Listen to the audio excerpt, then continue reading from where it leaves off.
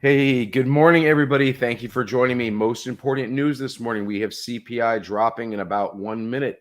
So thank you for joining me. We'll bring on CNBC on live with us. With that said, let's talk about the jobs numbers from the other day when they came in strong and the market actually liked that pre-market and the market shot up. But remember, strong job numbers mean the market should go down.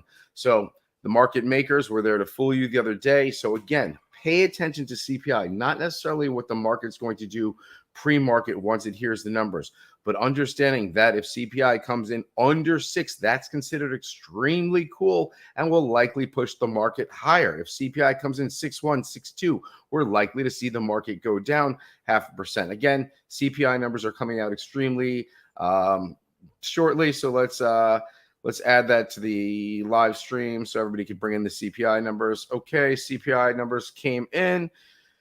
And let's see what happens. Really about spotting tomorrow's should be like 5 seconds longer. Sullivan hosts. Let's remember the Dow was up 200 points pre-market, so even if there's a quick drop, really 200 is the break Welcome point back to Squawk Box. It is time for the big number, February CPI. I want to get right over to Rick Santelli. Rick. Yes, of course, we are expecting our February read on the Consumer Price Index headline number, expected to be up 0.4, delivers exactly up 0.4. High watermark here was up 1.3 in June of 22, and that was the highest since 2005. Strip out the all-important food and energy, up 0.5%. This is 1/10 hotter than we were looking for, and it's 1/10 hotter than the rear view mirror. High watermark here, up 0.8 in April of 21. That went back to 1981. If we look at year-over-year numbers on headline, expecting up 6%, exactly 6%, and that is well off the 6.4 in the rear view mirror. High watermark 1981. In 1981, it was up 9.1, and that was a 40-year high. If we look at X food and energy year over year, up 5.5 as expected, 1/10 lighter than the rear view mirror at 5.6. High watermark here at a percentage, 6.6. That was in September of 22. That went back to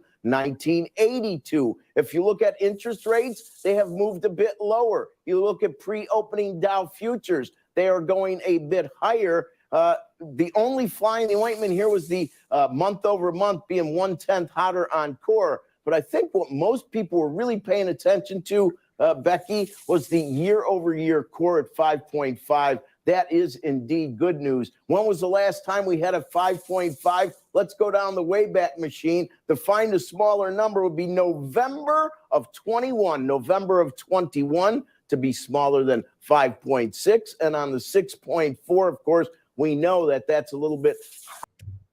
Okay, there it is. We've heard enough. They came in right in line with expectations. So what does that tell me is going to happen with the market? Well, the Dow was up 200 points pre-market before we heard the number. The NASDAQ was up 100 points pre-market before we heard the number. Now, here's the catch. I mentioned on Discord yesterday that volume on the SPY was just extremely strong yesterday, and we were pushing higher to the 388 number, 389 number. Then towards the end of the day, the last 45 minutes of trading, we went from 388 back to 385, and we actually, I believe, closed a little red yesterday. So with that said, at the close, volume was pretty light. So that told me that the market could go up higher, even gap up overnight. I mentioned 2 trade possibilities. Let me add those on so we could talk about those. Let me just see if I can add it to the stream real quick. Go over to Discord. Let's just go down to my room. Let's see it. Here we go. Matt's trades. Scroll down. Yeah, I mentioned Carvana, 694. I think it's close to $7.70 this morning. Boyle went up again. We sold out of Boyle yesterday. That was a solid trade. Okay, here we are. Okay, so here was the trade alert. 45.41 on KRE. We saw a big block trade that expires the end of the month. 8,000 call contracts paid $2 each, which were the ask. 1.6 that was bullish. Again, KRE was 45.44. When I mentioned it, it was 45.41. Where is KRE this morning? Well, we look down and it's up 7% pre-market at 47.62. So if you got into those options, congratulations. The other move on the options play were Tesla options that were bought, but we see that a lot of times, those Tesla options So what would I like to do this morning to kick off the day? Well, I'm going to go to the algos and flows room. I'm going to take a look at the dark pool levels for the SPY. Again, the SPY is sitting at right now 388.26. So that's right where it was before I mentioned the volume, which was light, took it down from 385 to 380. I'm from 388 to 385. So what are we looking at? Well, we're looking at a ghost zone. Let me make sure you guys are looking at this with me. Okay, we're looking at a ghost zone. If you can see my cursor right around the 389.99, yes, there is a dark pool level, but it's extremely light. Same with 387.31. So to look at the next largest size dark pool. So I would say, okay, if we see a dip today, I would be looking for support right here at 384.63.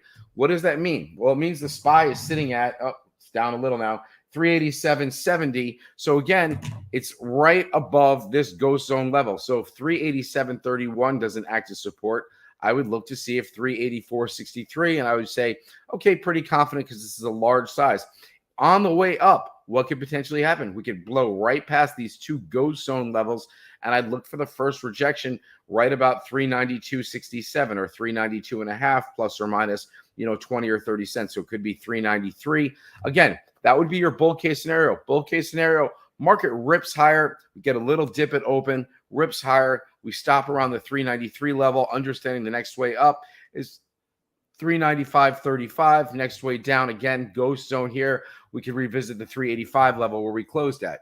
The markets are kind of giving back some of their earlier gains, again, on the gap up overnight. But when we look, and we'll talk about certain stocks this morning.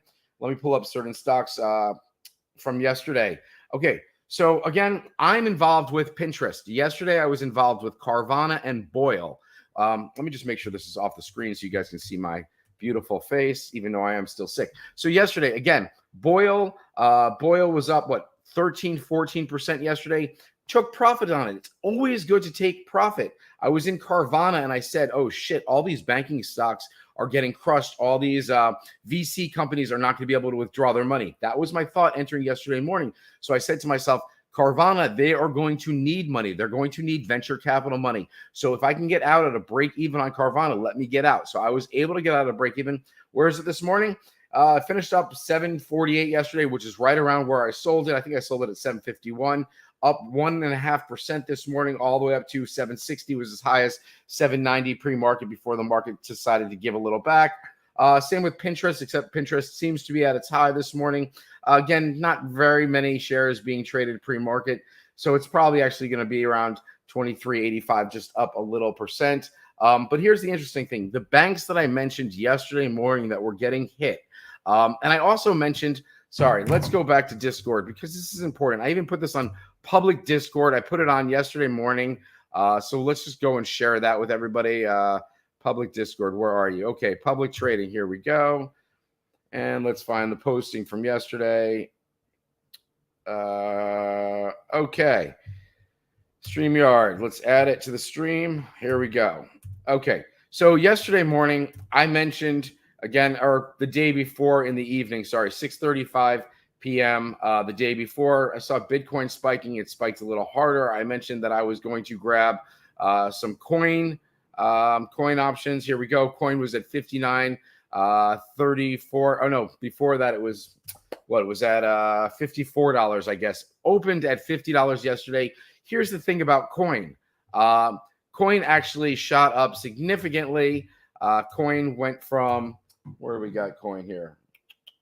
Coin went from $54 to $62 or $60 and $61. This morning, it's up to $63. Again, if you looked at the options activity surrounding coin, it was exploding yesterday. It was exploding when coin was at 56. It was exploding when coin was at 57. So those are bullish signals for coin. So again, coin's going to open at 63. If you got in anywhere, it was as low as 50, but let's say you jumped in at 54, 53, 55, you're crushing it. It's up 8 points. You're talking about over 130%, possibly up to 200% on your return. So there are other stocks. Again, Carvana is now up 3.88% this morning, up to 7.78. So let's just go back a couple of days. Job numbers came in strong. The market should have went down. It was ripping pre-market, but yet the market went down during the day. Now, which is what it's supposed to do. Now we're hearing CPI came in line with estimates, meaning CPI wasn't hot. We were all worried about the banking situation. The SEC said that they would cover any banking losses, which means they're going to take the loss. The SEC and the government is going to take the loss. What they're going to do is they're going to make sure the banks are firm and have enough money. What are they going to do? They're going to add a levy or a tax onto some of these funds that the banks, insurance that the banks need for some of their trades. So the banks are going to end up paying for it. It's not going to be the taxpayer money. So that should drive up the market. Fredo, when am I doing another small account challenge? I'm not doing small account challenges, but I did mention the other day that I had an account that I was trading with $100, and I'm going to see how large I could trade this account. Started with $100, went to 120 at the close of business on Monday. Yesterday, the $120 is now at $209 to close yesterday. So again, what am I going to look for today? Well, again, those options that I'm in are Pinterest right now. I got out of Carvana. Either one would have been okay. Again, I was looking for Carvana to pop to maybe 9.5 off a short squeeze. But now I'm looking for Pinterest. Again, here's my strategy with my Pinterest order. Got in at $24.33. I know that Pinterest likes to go to $25.50 before it rejects. So I said to myself, it could go a little higher, $25.70. If I got on the $24 calls and I paid, I think, $48 a contract, and it goes to $25.70, that $48 a contract will be worth $1.70. Same thing with my $24.50 calls, which I paid 29 cents or $29 for. If it goes to $25.70, my exit strategy, those will be worth $1.20 each. So if you're in at 29 cents, it goes to $1.20. You're talking about a 200% return, right? 30, 30, 30, 30, actually a 300% return.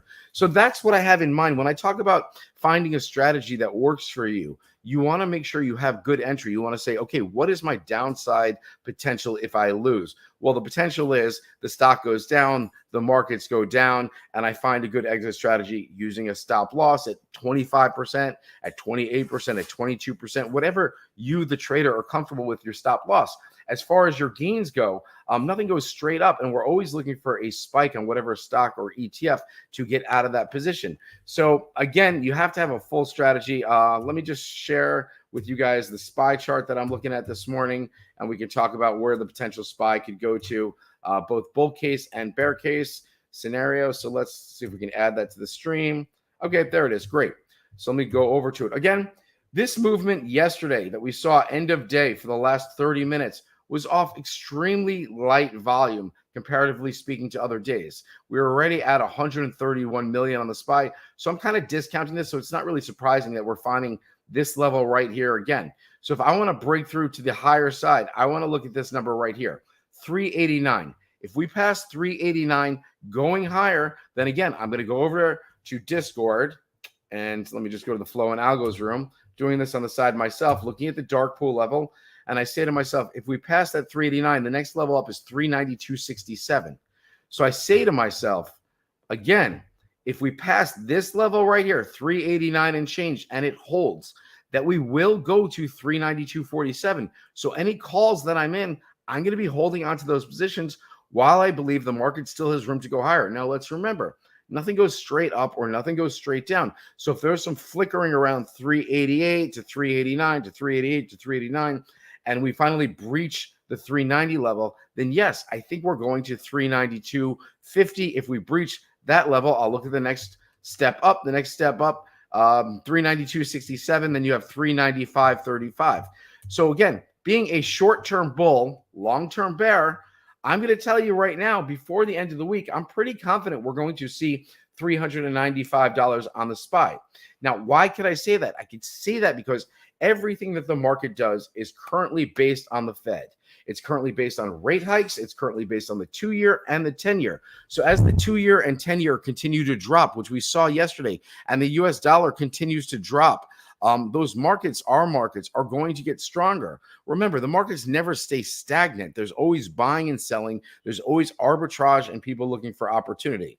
So again, in my thought process, and we're sitting at 385 as we close, 385.35 36. If I think we're going to 395, I'm going to say, yeah, sometime this week, being Wednesday today, Tuesday today, Wednesday tomorrow, Thursday, Friday, that we see 395. And if we see 395, there's a possibility we see the next level up. So again, I'm bullish. I'm looking at the 2-year yields. 2-year yields spiked a little after 8:30 this morning. They have since settled down, which tells me that they're probably going to drop a little more. The Dow, which was up 200 points, almost went back down to break even this morning. Now we're back up 160 points. What does that tell me? If I had to make a prediction on the Dow, the same way some of these stocks that were getting hurt yesterday, let's just go over that.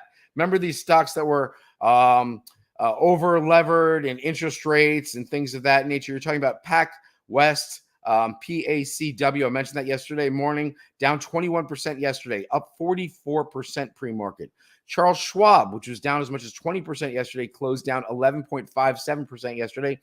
Charles Schwab is up 12% this morning. First Republic Bank off 61% yesterday, up 60% this morning. So they're giving back everything they took yesterday. Western Alliance down 47% yesterday, up 37% pre-market. But again, if we're looking at the other one I gave out was Coinbase, which went up 10% yesterday. I mentioned it pre-market yesterday. It's up another 8% pre-market today. Again, the big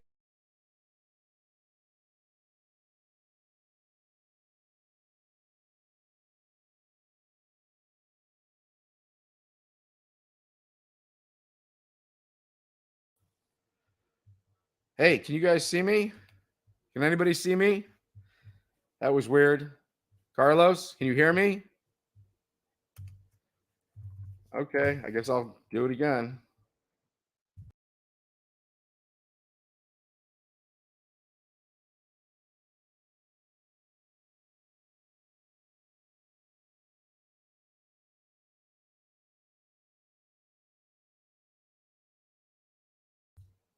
Hopefully we're still alive. I just had a bit of a computer glitch for like 30 seconds. I'm glad you guys stayed with me. Again, I was mentioning Coinbase that's ripping.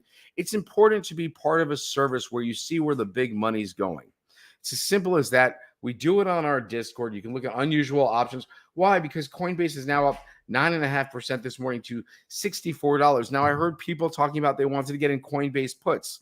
Well, shit. No one would want to get into Coinbase puts, even when it looked like it was rejecting yesterday at 60, knowing that the big money was telling you that it's going higher. Now the Dow's up 214 points pre-market. So again, let me just tell you what I'm seeing this morning as far as the markets go. So we're looking yesterday at the Dow, combining the last 2 days of trading.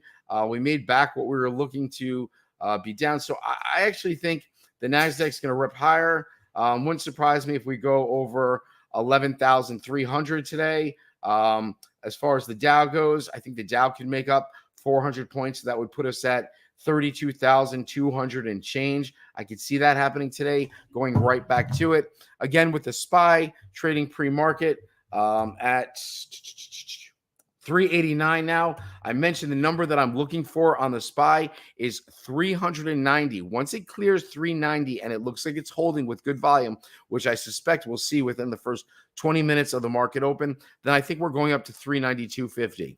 392.50. If we reject there and I see we're rejecting with some volume, I'll get out of my calls, I'll secure profit, and I will look to re-enter. If it's just meandering around 392, once we get there, then I think we might push higher to 395. And at that point, I might get out of my calls. So let's see what you guys are interested in this morning. NVIDIA. Okay. Downside, bear case scenario. Bear case scenario was 2 days ago on NVIDIA. They're selling the chip stocks. Let's say CPI was going to come in hot. NVIDIA had a chance to go all the way down from 233 to 212 before it found support. However, the fact that the market is now anticipating 0 interest rate hike for March, that's now at 44%, whereas before it was 71%. We were going to get a 50 basis point raise. I could see NVIDIA bouncing all the way back up to the 242 level. I'm assuming NVIDIA, let's just see where it is pre-market. I'm going to say it's like 233. That's just a guess. Let me just find NVIDIA. NVIDIA pre-market, it's at 233.90. Okay, so you always have to make a guess. When I talk about making predictions and making guesses, you take what's going on in the market. You take where you think NVIDIA closed. You say to yourself, okay, if everything makes sense, NVIDIA should be right around 233, and it's 233.65 pre-market. So I say to myself, okay, everything's in line. The Dow's up 200 points flat. If I see the Dow up 400, 450, 500 points later, then I expect to see NVIDIA at $239, up at least 3%. If I were going to look to sell NVIDIA calls, then I might get out around 242, 243, because I've seen some resistance there. Thoughts on Alibaba? Rather than Alibaba, a stronger Chinese stock, I mentioned it the other day, was Baidu. Anytime Baidu is at 156, I get the hell out. Anytime Baidu, B-I-D-U, is under 135, I get in. The other day, it was 132, 133. I said it was a buy. Baidu, I think pre-market is probably up. NVIDIA is now at 234. Again, so I'm going to watch these. Let's see. Baidu, where are you? Okay, there's Alibaba. There's Baidu. Okay, Baidu's at 132.60, and Alibaba is at 82.64. We've seen constant outflow. However, I don't really trust China, so I pick U.S. stocks. But if you wanted to get involved with Chinese companies, again, I would look at PDD, I would look at Baidu, and then I would look at Alibaba. As far as somebody mentioned Roku, until this banking crisis is kind of settled, I would stay the heck away from Roku. I'd stay away from Roblox, which has $250 million at Signature Bank, which got pulled and taken off the market yesterday. They closed down. So that's 3 banks that failed in the past week. Let's understand, since 2009, you guys are saying how many banks have actually failed? Over 500 banks have failed since 2009. In the last 14 years, 500 banks have failed. So it's nothing new to the SEC, to our federal government saying some of these banks. I mean, if you look at Co-America up 20% this morning, Zion Bank up 17%, PacWest up 50%, Western Alliance up 41%, First Republic, Jim Cramer's pick at $95, which went all the way down to like $20 yesterday. It's back up at $49 and change, pre-market up 58%. So the time to get involved with these banks was yesterday on open, saying, okay, the government isn't going to let all of these banks fail. Now, I looked at some of the IVs, and let's use First Republic. First Republic was trading at $20 a share, and I said my $20 call options were costing me $9. So for me to break even, I had to see First Republic go all the way up to $29, and I was like, that's ridiculous. The IV's a little strong for that. Now with First Republic over $50 this morning, it would have been a great trade. But again, I'm more making decisions to err on the side of less risk, more cautious. So again, when I got out of Carvana, I still think Carvana could pop. I got out because if VCs, venture capitals, aren't going to have money to lend Carvana, if banks aren't going to have money to lend Carvana, then I would get the heck out of that. So that was just my thought process. Again, Boyle, I really like natural gas when it's trading around $5. My first position 2 weeks ago was at $4.81, shot up to $8. My last position, which I mentioned, it was at $5.09, $5.10, shot all the way up 14% yesterday. All right, so that's it.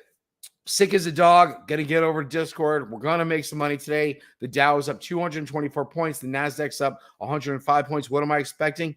I'm expecting triple what we're at now. Okay, I'm a bull today. I'm gonna say my thought process, trading without emotion. We're gonna see the Dow rip 500 points higher. We're gonna see the Nasdaq rip higher by 260 points. That's my prediction. I also have a bear side to me, just in case I'm wrong. Just in case I'm wrong. If I see the SPY reject certain numbers, which I already spoke about on the live stream, then I know what the next level down is, and I will get out of my calls. It doesn't mean I'll get into puts. I won't get into puts because the 2-year, the 10-year, the US dollar is going down. I'll keep my eye on the VIX, which is the volatility index, the UVXY, which is future volatility. So those are all on my radar, on my watch list. I have the US dollar 2-year, 10-year, VIX, USD, the SPY ranges, and then I've got the top movers being NVIDIA, Apple, Microsoft, Netflix, and then I have the stocks that I have interest in. Boyle, Carvana, Pinterest as of yesterday. I mentioned I saw some good movement on DraftKings. As far as like SoFi or Upstart, man, they don't go on my watch list right now because they're too speculative of plays. Even if spec stocks seem to rip one day, they'll get ripped themselves the next day. So I don't want to be in a spec play. Maybe for Lotto Fridays, Romeo's going to be trading live with everybody at 9:15. He had a doctor's appointment. He pushed it back because we have CPI numbers today. So please join the Discord, join Romeo. He'll be live in about 20 minutes, and he opens the markets with his orbs and his candlesticks, and he's been on fire. He mentioned he liked XLE. He mentioned he liked XLV, XLF, and he's been correct so far. So now he's ripping 4 months straight. Join Discord. See you guys soon. Thanks for joining me this morning. Please